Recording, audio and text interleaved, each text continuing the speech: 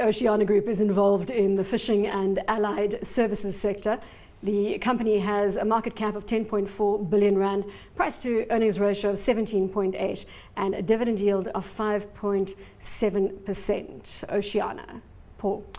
Done very well in recent years. Francois Kittel, also an ex-AVI man as it happens, running the company, doing very well. Remember, fish is a bit of a dodgy business, but the kind of fish they catch, which is the pelagic stuff closer to inshore, pilchards, mackerel, that kind of thing, has been much better than the deep sea fishing, which is for hake and whitefish and that kind of thing, which has really struggled.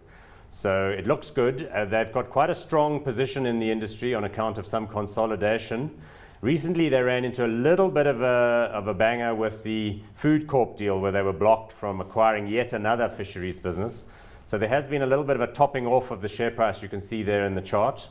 But overall, they've done very well with that Lucky Star brand of theirs. It's been a good seller.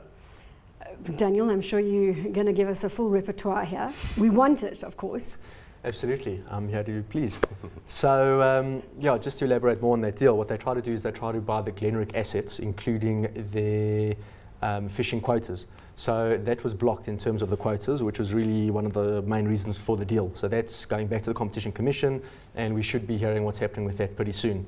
That caused a massive, when that deal was announced, that caused quite a significant run up in the share price because they already had a very dominant position in pilchards with their Lucky Star brand. So obviously if they got the quotas from Glenrick, that would create more volume and they could push their product more into the market, more revenue, more profit, etc.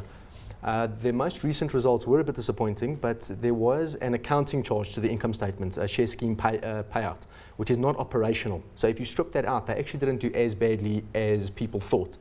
Where they did fall a bit short though is that the sardines business, what happened was they misread the demand slightly because they were selling their product into the retailers. What they didn't realize 100% is that the retailers were not selling it straight away, but they were stocking up. So once the retailers were full, they said to Oceana, okay, that's it, we've got enough stock, and then Oceana had a bit too much stock. They've realized this mistake, they're working on it, this is going to work through the system, and I still think it's a great company. Hot or not, Paul, on Oceana?